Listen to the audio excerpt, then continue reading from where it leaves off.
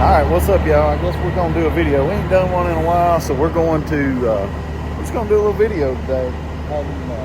Hadn't been on much, been busy, got 100 other things going on in life right now, so but we're going to do a video. We're over here loading some rice bran right here, so let's get started.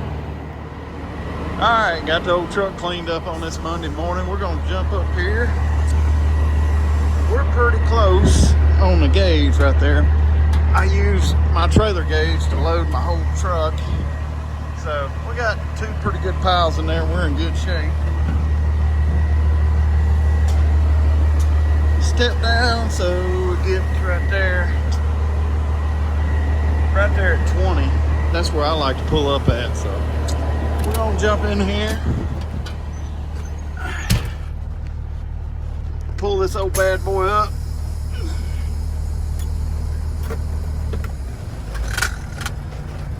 I forgot to show y'all a little something what I do to know where to stop. Right about there. Alright, let me jump out and I'm gonna educate y'all on something here just real quick. Alright, so we got this thing all pulled up and they're fixing to start loading in the back here. But you may wonder, you may ask yourself how I know when to stop. But a lot of times it's, I usually use something like, I found this Gatorade bottle right here on the ground. And I put it about where the spout is up there. And I just pull up until whatever point on the trailer gets to, you know, if I want my pile right where that is, I'll stop it right there. So when I get ready to back up, I get that pile built up and I'll back this thing up just a little bit, and I will usually, I do 2 piles in the front. I have to do about 3, sometimes 4 in the back, depending on how it weighs. So what I'll do is I'll just kind of line up with this light right here, with that Gatorade bottle when I back up. Then I come back and I'll usually do this light with the next pile. So, and sometimes if I had to have 4 piles, I might do a pile in between one of those. So that's how I get my piles right. And I get back up there. While I'm doing that, I'll watch my gauge. And this place right here, they load out of sacks here. So they're in there with a forklift and a super sack, loading this little elevator deal that's got this screw going in there. It dumps that elevator, runs up there, runs across that screw, and dumps it in the trailer there. So they're loading that out of super sacks. And once I get up there to about right there on that 60, that second notch past 60, that's where I usually like to stop. But they know about what they're putting in here with the sacks. Some of the places I load out of sacks, they're dead on, like 2,000 pounds a sack. These here may go from 1,800 to 2,200. So sometimes you can hit the scales and be a little bit surprised when you get there. But we are, I don't know, sometimes they'll put 23 sacks on me, and sometimes, you know, depending on how the gauge looks and I think those sacks are weighing, I'll have them put another sack on. Right now it looks like it's going to be a 23 sack day. So anyway, we're fixing to get in the truck and order some parts for this pile of dung here and get ready to work on it this weekend. So it's a shame that here it is Monday and I'm ordering parts for this thing this weekend, but we've had all kind of issues with the air conditioner on this thing. I had it at the air conditioner shop, and it's something electrical. They couldn't fix it. Got it home. I fixed it, and that's been like, I don't know, 5 weeks ago, something like that. Let's see. It stayed at the air conditioner shop a week. I had it back home for 2 or 3 days, going through the wiring, working on the green truck. And doing some yard work, some things to do around the house. And so I finally got my air conditioner fixed, and something happened to it again last week.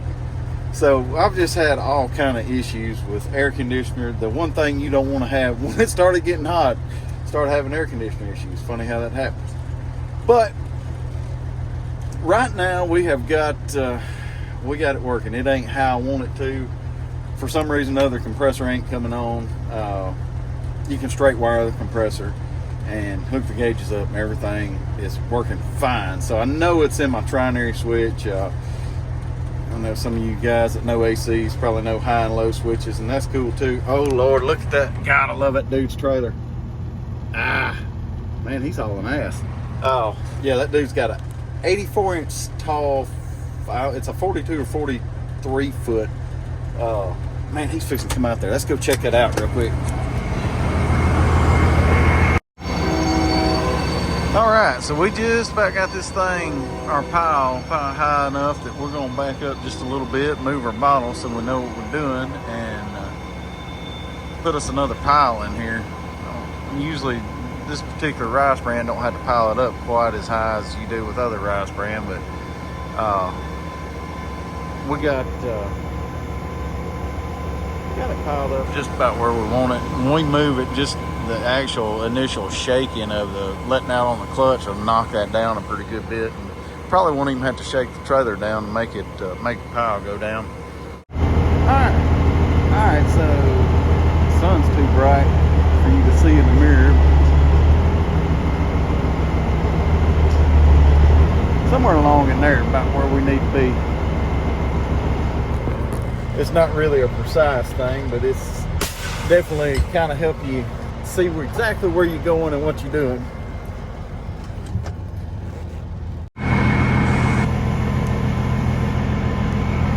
Alright, so we got us a big pile on there now. We're gonna get down.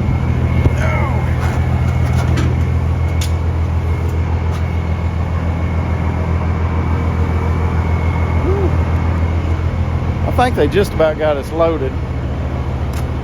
We're pretty close on that gauge. All right, so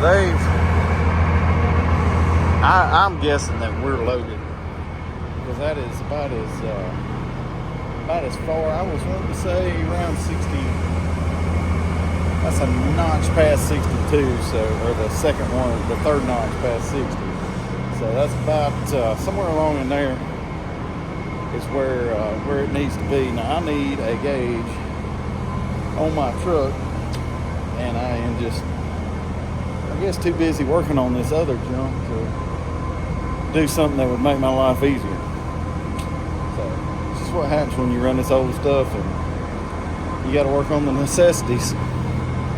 Alright, so I'm waiting on them to bring me my paperwork so I can get out of here. I'm going to go scale out, and we're going to go to the house, and I don't know, we'll probably wipe this thing down, and I don't know what we'll do there. Probably go home, chill out for a little bit, take a shower. Leave out here in a little bit. Alright. Don't ever think this mess ain't nasty, because it's all over me, it's all over the truck, and it's sticky.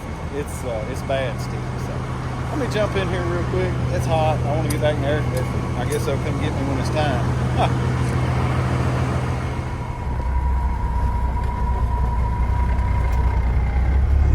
Alright, so we got that done. We're backing out of here right now. I'm going to see about going and weighing this thing. I'm not really sure exactly what it weighs. It's going to be close, I know that. It's not going to... We're going to be at maximum gross weight, I promise you that. So, anyway, if you can see, that's what all that stuff looks like. That mess sticks to everything. And all you got to do is sweat just a little bit, and it will get, it'll get on you.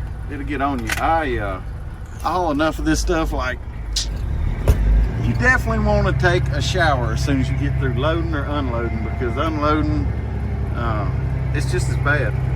It is just as bad. So we're gonna turn around, get out of here, and go to the scale house and see what she weighs. All right, so we're easing up on the scale here. This thing's got several different platforms on it. So make your axle weights get right, I've got to get all the way to the front of this scale and get my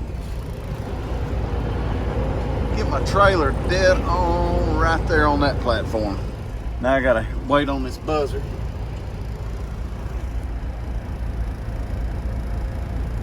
Maybe I can hear it. All right, so I got my buzzer. I'm gonna pull off over here, and if you ever want to see the bottom of the pool of truck driving, you come look at the dry van situation over here. And you got ignorant stuff like this all the time over here. So it's just a mess. It's actually good today. And this little office you go into, you see just how, I mean, like, just how dumb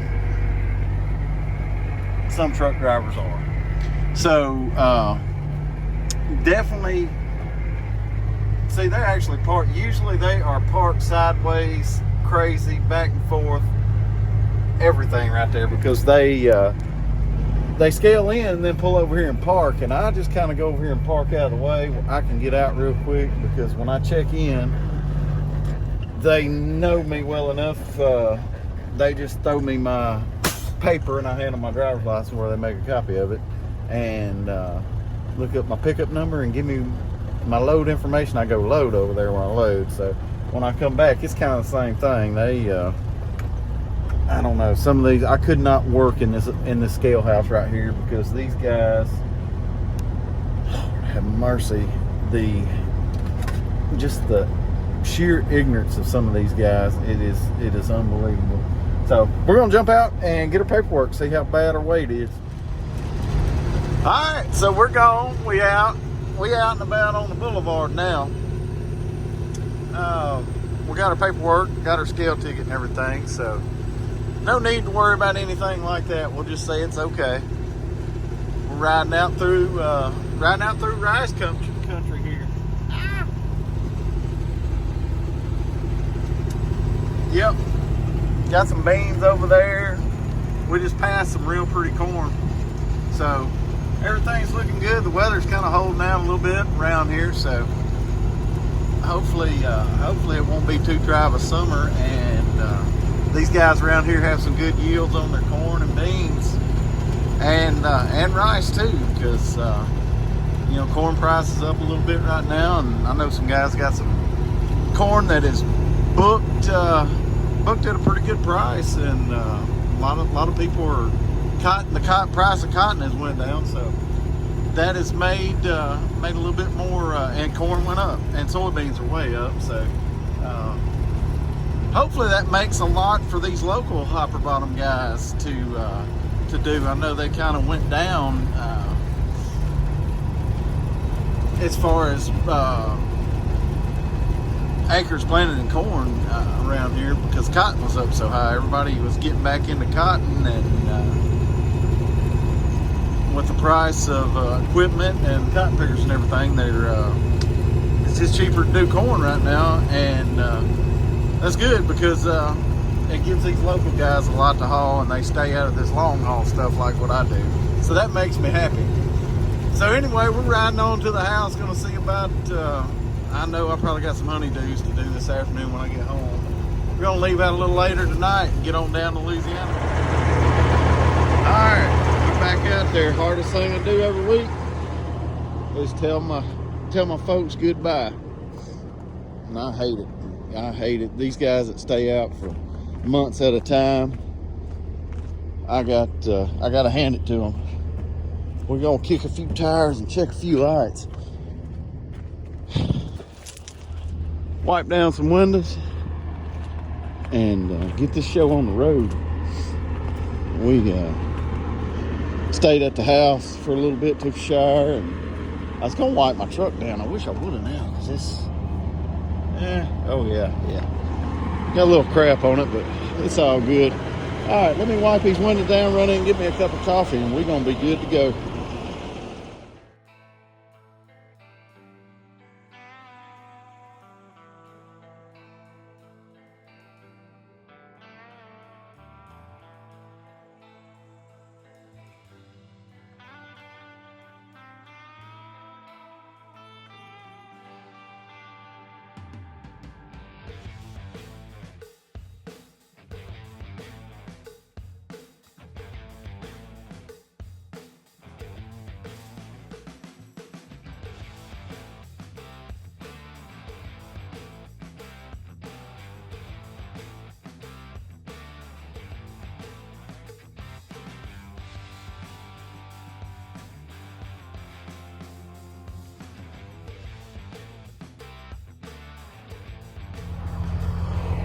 All right, guys, this is what I do every Monday night is I take pictures of my truck right here.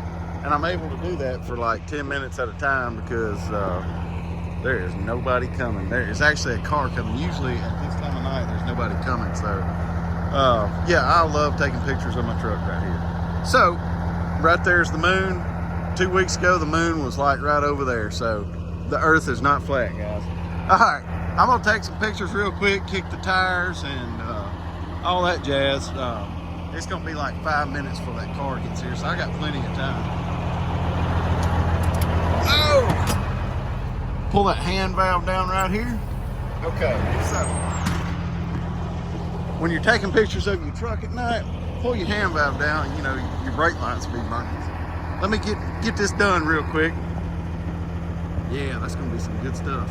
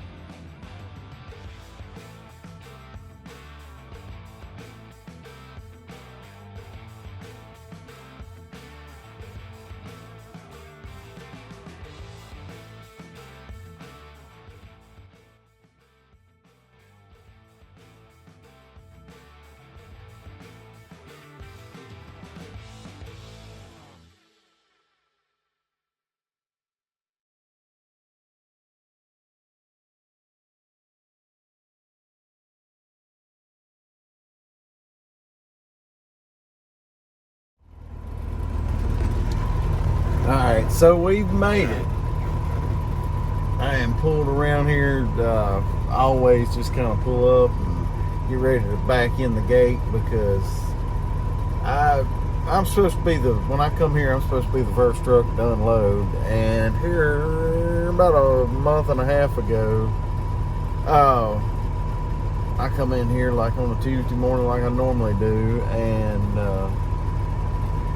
slept here like I normally do, got up, and they decided they were going to unload a tanker truck and then another tanker truck and then another truck that I guess it had like a box truck or whatever that they were unloading on the back, you know.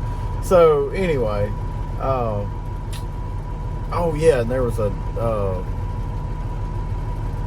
not a liquid tank, like a pneumatic tanker they unloaded. So I unloaded like 3 trucks, so they didn't even start unloading me till I want to say like 10:30, 11 o'clock, you know. And it was like it put me way behind on my schedule. So I don't know what they got their wires crossed somewhere, and the guy that was in charge of unloading the trucks, he didn't want to unload me, he wanted to unload those. And anyway, got it straightened out, but still, I like to get myself lined up where there ain't no other truck here and trying to unload. So that's just the way it is. So, all right, I'm fixing to get a quick nap, and these guys will be in. They don't come to work at 6. They don't come to work at 7. They come to work at 8 o'clock. So it's usually 8:30 before we even get started doing this. So I'm not even stressing about going to bed right now because it's just like I get to sleep in. But I would rather them come to work at 6 or 7 o'clock in the morning and get me unloaded. But it is what it is, and I'm going to brush my teeth and go to bed. See you guys in the morning.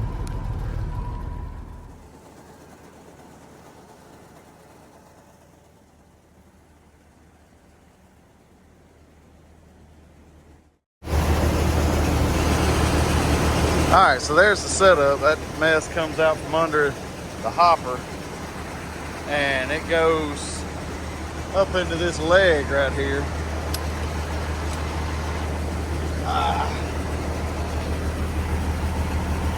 Up basically that auger right there, that auger right there, and runs up into that silo. So this place right here usually takes around 3 hours to unload. So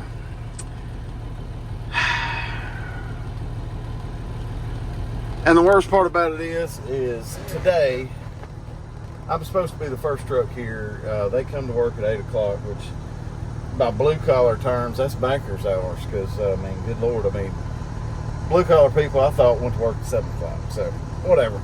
So 8 o'clock, you know, by my standards, you know, I'm the first truck supposed to unload. I got an 8 o'clock appointment every time I come here.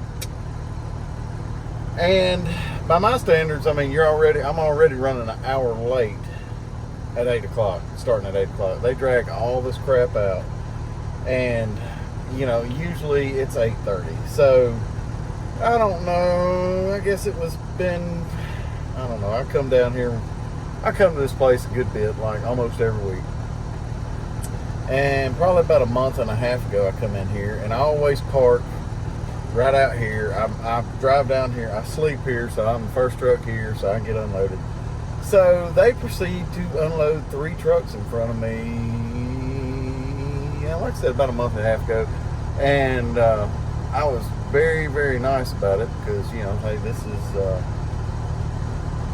ain't the best thing in the world, but, you know, hey, it's steady. So I don't want to screw a steady thing up. It pays pretty good. So I was nice about it, and the guy I haul for, he explained, you know, called them up and said, hey, you know, what's the deal? And they're like, oh, well, we didn't know that was going on, blah, blah, blah, blah, blah. So anyway, I come here, long story short, they you know, they've done good past 5 or 6 trips here. I come in this morning and I park right out here. I back up to that gate right there. Okay, so back up to that gate, and I wake up about, you know, I lay in the bed. I wake up about 7:30 or so. I lay in the bed and just kind of, you know, do Facebook and all that good stuff you do. Answer all my Snapchats from everybody snapping me in the middle of the night. So, you know, you have that when you're a trucker. You just have people contacting you all hours of the night. So anyway, I'm doing that. I get up about 7:45 and I look out, and this gate right here, this gate is open. And I'm like, what in the hell is going on? Then I look and I saw some tire tracks. I come in and made a loop around there, and so I see some tire tracks across my tracks, and it's like big truck tire, and I'm like, no, they better not have. So anyway, the guy, I guess is one of the owners here. They make wild game food here, by the way. So one of the owners that does this deal here, he come out and to talk to a van truck driver, and I said, hey man, what's going on? He's like, man, I don't know why they ain't got you set up and ready to unload you yet. So he said, I'm fixing to have somebody come talk to you. So the same guy that gave me the same lip service last time comes out, and he's like, oh man, I was coming to work, and I pulled in the driveway. I seen they had that truck pulled up in there, and boy, I went in there and I just chewed that guy's butt out that pulled that truck back in there. And I'm like, you know, that truck wasn't even supposed to be here till yesterday. So I'm like, man, you know what? I mean, like, I know that he can't, you know, he's like, when it'll be about 9:30 when he gets done, and he can't get out if you're unloading there. I'm like, well, he shouldn't have been here till tomorrow anyway. He can wait while they unload me. So anyway, you know, I don't know. This guy, he's a lip service guy, and I just, you know, do right. I mean, like, if he seen that truck when he pulled in, that's the first thing he should have done. is made that truck leave, make it pull out, back out, and let me unload first like it's supposed to. But no,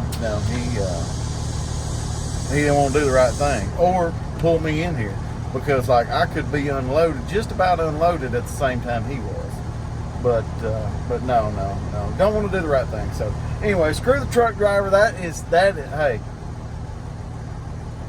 screw the truck driver. I mean, just screw the truck driver. Back when we had the pandemic, I mean, everybody's like, oh, truck drivers, they're our heroes. And, you know, we're back to second-class citizens now, so whatever. All right, they are, we got the back hopper going here. They unloaded the front one, and it took a little while. That little auger on the bottom there, it's been rolling around. They got some rubber wheel scotches that are just like scooting across the ground while they unload me. So anyway, I got out and like they kept turning it off, moving that thing, and I said, hey dude, you want me to move around, get position different? He's like, no man, this thing keeps moving around. So I just went over to the other side, grabbed the wheel scotch, picked the thing up, stuck the wheel scotch under it where I took the wheels out of the equation. You know, just simple thing, just simple thought, and sometimes anyway. But I got them fixed up where they ain't having to turn that thing off every 2 or 3 minutes and move it around. So anyway, you know, doing somebody else's job for them. That's me.